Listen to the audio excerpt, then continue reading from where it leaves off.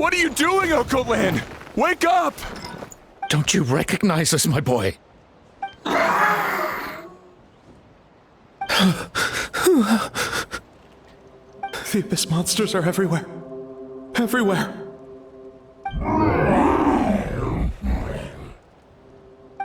They've taken over the tribe. No corner is safe. Did we lose the battle? No. It's pointless to think about that now. A warrior only has one job. Fight until the very end. Careful! He's not himself! Okotlan!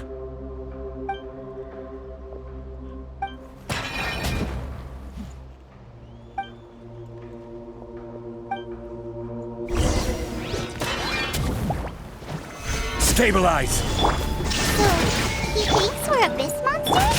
Hey, it's okay! We're not the bad guys! Come on! Give me your worst! Wretched Abyss! Get out of my tribe!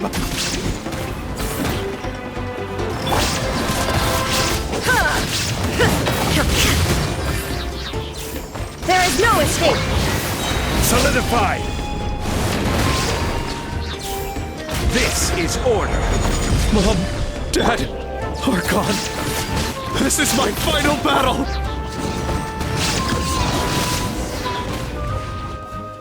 Please, son. You've got to stop. You can't keep going like this. Wretched monsters! Give me my family back!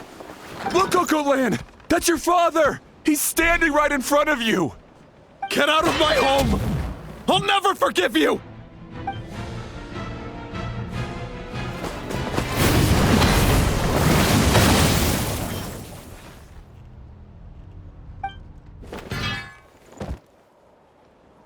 Are you alright, sir? I'm fine. Please, don't hurt my son. He's just trying to protect his home.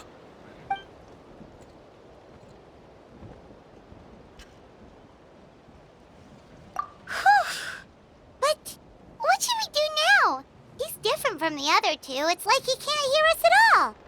He keeps calling us monsters. We're basically enemies to him now. Oh, Coatlan.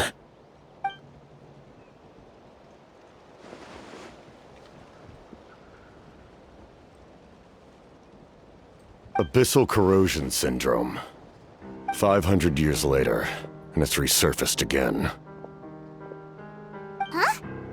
That voice, it's...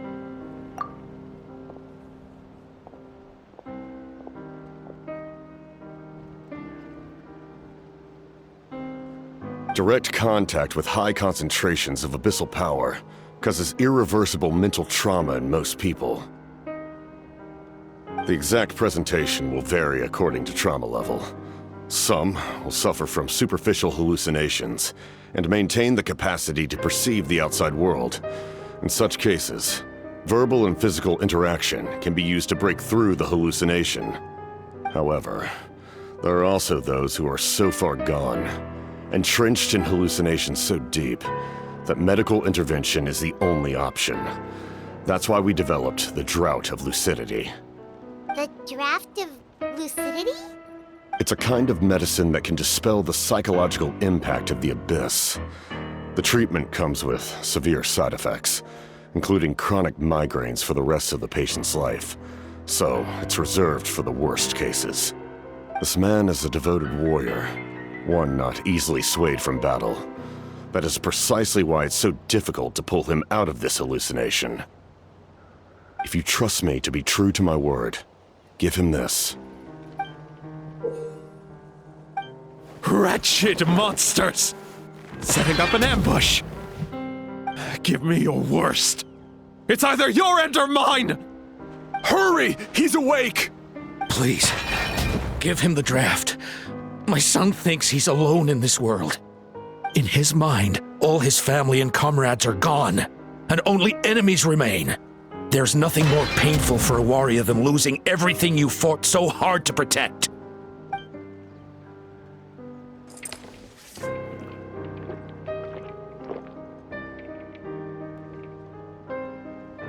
monsters!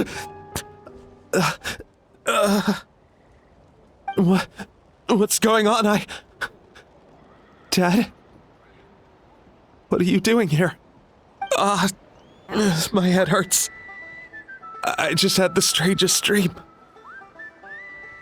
I dreamt the Abyss took over the tribe. It's all right, my boy. It was just a nightmare. Let's go home. You need a good night's sleep. But first, I want to thank you for saving my son. May I ask your name? Just Capitano is fine. I owe you more than words can say, Mr. Capitano. My name is Mune. You're welcome in my home anytime. Time to go, son. Can you stand?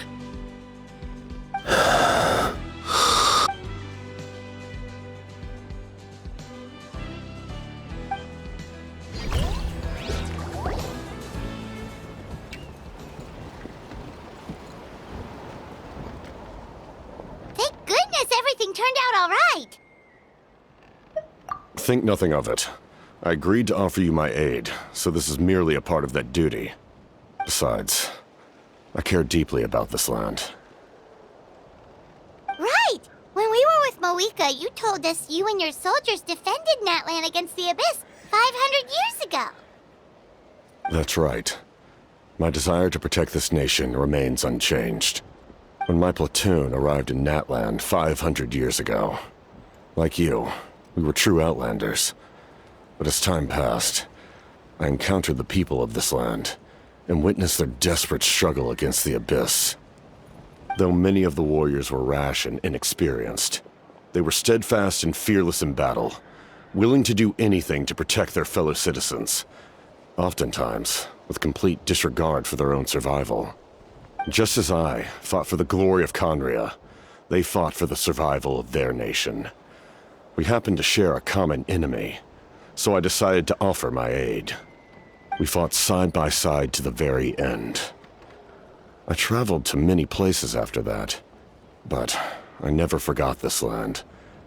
Even now, my work in Natlan remains unfinished. It may seem difficult to understand, but the reason is really quite simple. That name carries with it the glory of my homeland and the honor of Natlan. Yet, I failed to bring my soldiers home. And I failed to help Natlan defeat the Abyss. But that's not your fault. The Abyss is way stronger than any of us imagined. You need not comfort me. I am no longer who I once was. Let the events of the past continue to collect dust in the annals of history. I will continue to help Natlan in my own way. Like, with the draft of lucidity? Who knew you could make medicine? Were you a doctor before? The drought was Guthred's invention. He was a respected military doctor, as well as my trusted second-in-command. We faced a similar situation to what you witnessed today. The endless battles against the Abyss triggered delusions among the soldiers, to the point where some attempted to kill each other. In order to develop a treatment as fast as possible, Guthred used himself as a test subject. He passed away shortly after the drought was complete. That's who he was. Unrelenting in his pursuits. No matter the cost, no matter the sacrifice. In the end, he even gave himself up for a chance at success. I'm sure he would be pleased his creation aids people even now. The Abyss has wrought enough suffering on this land. I sincerely hope this war will end soon.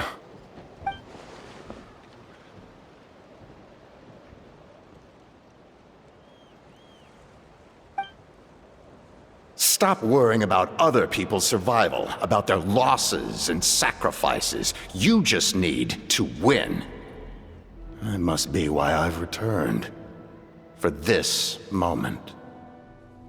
Please finish what you set out to do, Commander.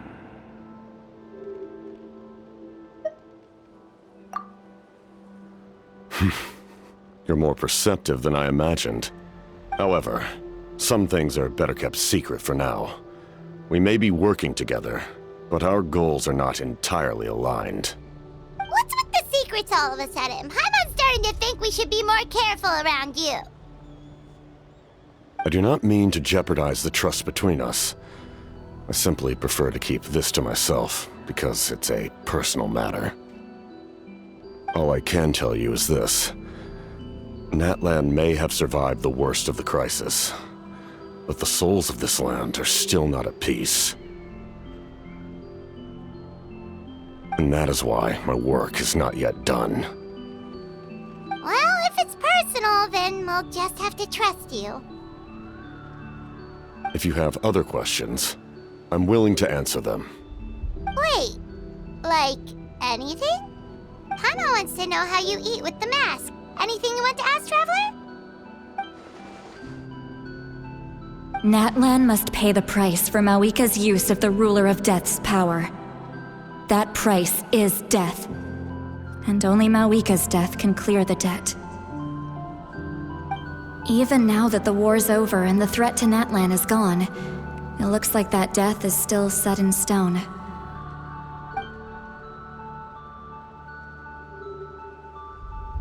In the garden cultivated by the gods, flowers and weeds grow side by side. When the weeds compete for nutrients in the soil, the gardener intervenes to inhibit their growth. I'm not one to pass judgment based on my own standard of right and wrong. But it is an undeniable fact that she is responsible for my suffering, as well as that of my people. If that explanation is too difficult to understand, allow me to show you exactly what I mean.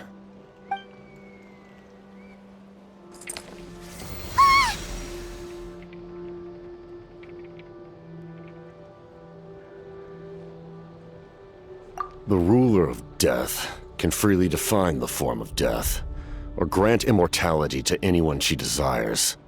Her power is a rule in and of itself. Faced with such an overwhelming level of power, it can feel hopeless to resist. But I am of the belief that, in this world, no destiny is unchangeable, no death inevitable, and no rule unbreakable. So, before the final moment truly arrives, we must fight harder than ever.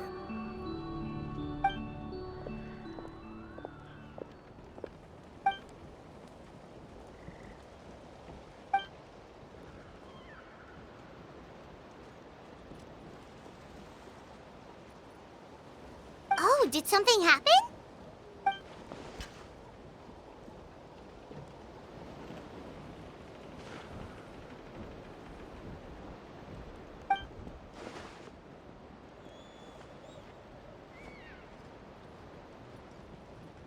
This is a critical time for you, Traveler. It's best not to delay, so let us end our conversation for now. Best of luck to you all. Goodbye.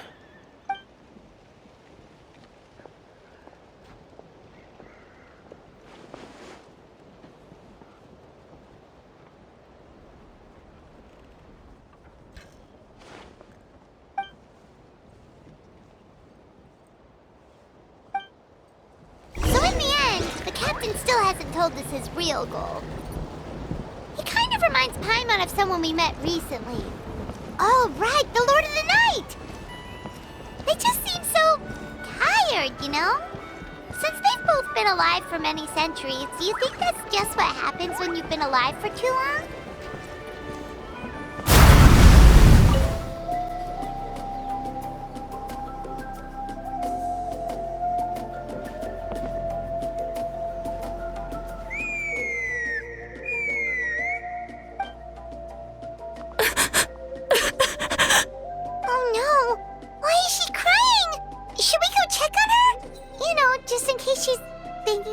Something stupid. I'd leave her be. The warriors of the Flower Feather Clan are a proud bunch who never show their vulnerability in public, even if they've gone wingless. Oh, Chaska? Good to see you again, Traveler and Paimon. Before we carry on, let's get a little further away before Koyer notices us.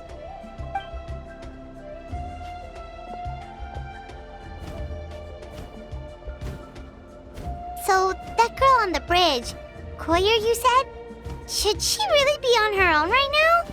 With the mental state she's in, it just seems risky. Don't worry. That's exactly why I'm here. Elder Alpa sent me to keep an eye on her. If she does attempt the unthinkable, I'll swoop in and catch her. I doubt it'll come to that, though. She's a fighter. A warrior, in fact.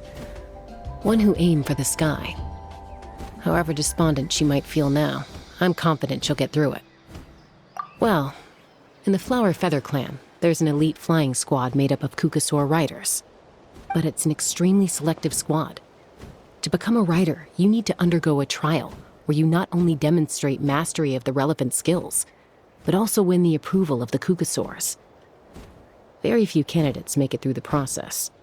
Koyer has spent years training for her most recent attempt, but unfortunately she didn't pass. So it's not hard to see why she's so upset. Sometimes, after multiple failed attempts to pass the flying tests and win the Kukasaur's approval, people get so disheartened that they give up on their dream to soar the skies. They resolve to quit trying for good. We call those people the wingless. Do they get expelled from the tribe? What? No, of course not. They're still prized warriors. We have a saying. Just as the Kukasaur treasures every feather on its body, so the tribe treasures each one of its children. This hits even harder in the wake of the war. All of our young warriors carry the future of our tribe on their shoulders. Besides, every Kukasaur falls from its nest before it learns to fly. It's practically a rite of passage. Until then, all we can do is quietly watch over them from a distance. Just like I'm doing now. Ah, okay. Paimon hopes she'll get back on her feet soon. Well, from the sound of her whistling, her confidence has been seriously shaken. No Kukasaur is going to respond to a call that sounds like that.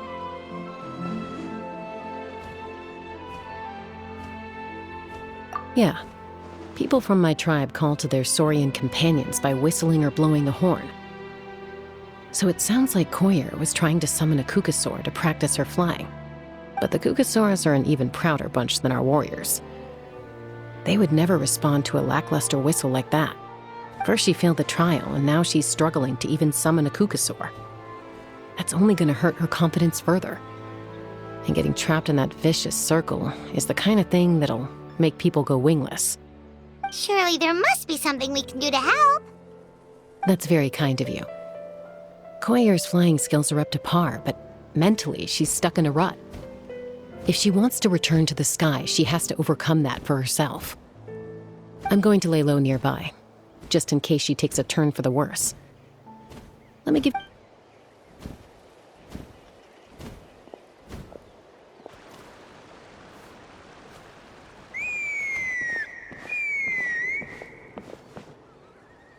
Koyer still isn't giving up. Even though Chaska said that she has to do this by herself, Paimon can't help feeling like maybe we can nudge her in the right direction. What if we could get a Kukasaur to fly up to her? That might give her the confidence boost she needs.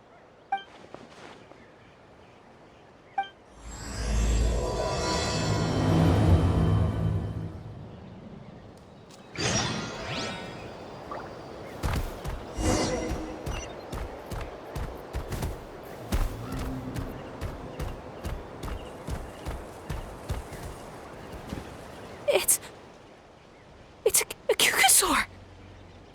Oh my gosh! Is this really happening?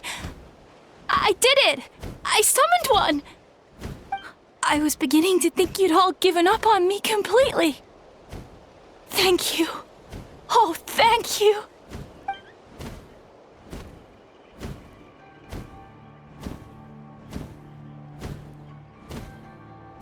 Excuse me? Would you mind if we did some flying practice together? Right now? I think I know where I went wrong in the test now. I need to maintain a higher speed on my turns. So, I just gotta practice my bell tail slides and split S maneuvers.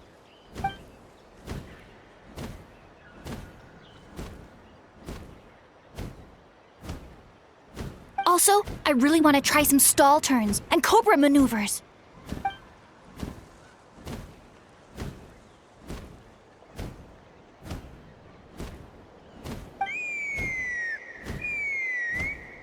Huh? That sounded like a whistle. Is someone else trying to summon a Kukasaur? Hey! Wait! Wait!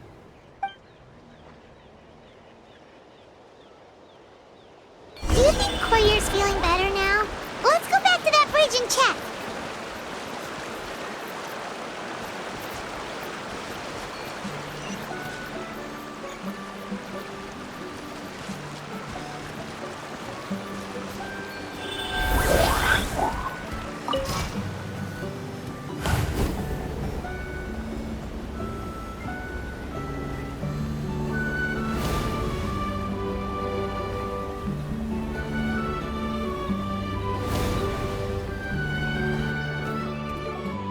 Chaska! I summoned a Kukasaur! They do still respond to me after all! Although, unfortunately, someone else summoned it away again before I had a chance to go for a flight. Oh, really? That is unfortunate. But if you can do it once, you can do it again. Keep at it, and you'll pass the trial eventually. You're right. You know, I almost thought about giving up, but I'm glad I didn't. Hey, Chaska, how's Koyer doing? Huh? Who are you? And how do you know my name? These are my, friends. The Traveler and Paimon. You came up in conversation the other day because I was telling them about up-and-coming warriors in our tribe. Oh, the Traveler, huh? So that's you. What do you mean up-and-coming? I'm closer to being wingless than I am to passing the trial. Anyway, we haven't met before, have we? You look so familiar somehow. Maybe you saw him in the stadium? Or anywhere, really. He's been all over Natlan lately, so it's not surprising that you've seen him around. If you say so. Koyer, Chaska.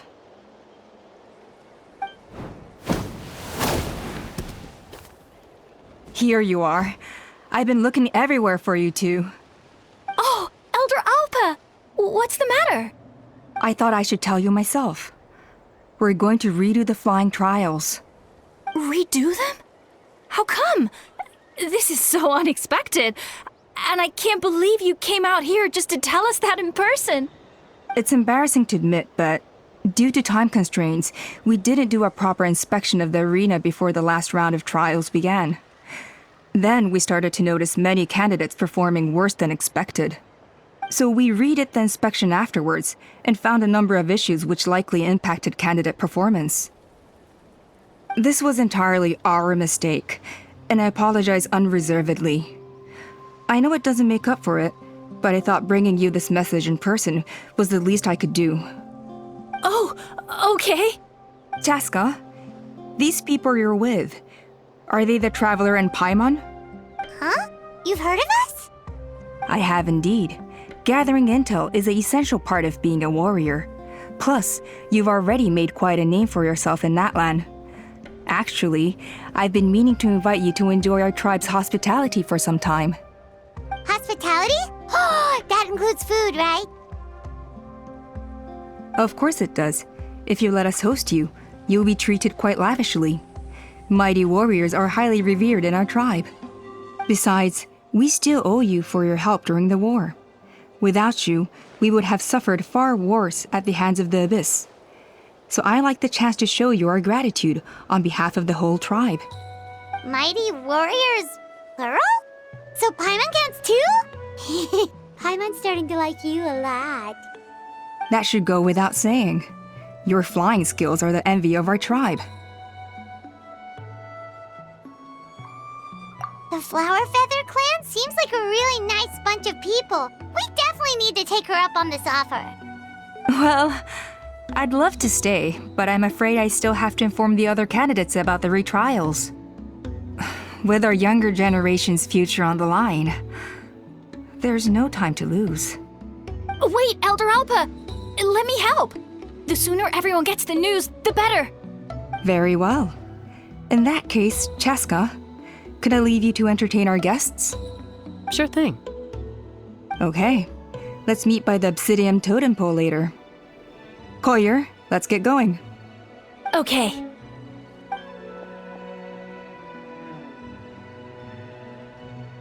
All right, they're out of earshot. I'm just gonna come out and ask. That Kukasaur who responded to Koyer's call, that was your doing, wasn't it? I grew up with these creatures. I could tell something was off the second I saw it. His whole demeanor seemed less like a Kukasaur and more like, well, you.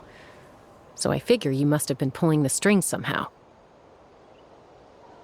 He looked very flustered when Koyer asked for a ride, so I whistled to give him a chance to escape.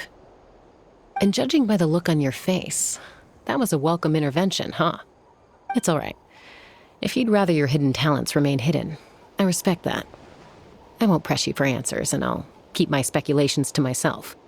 You're the kind of person I'd still trust even if you had superpowers. I know you'd use them for good. I think the ends justify the means in this case. She just lacked confidence, and you helped her resolve her internal conflict. If you hadn't intervened, I likely would have gotten my mom to help out instead. Although, having said that, there's a small chance she might have recognized her and seen through the whole thing. That would have done more harm than good. Yeah. Anyway, if you're free now, how about I give you that tour I promised?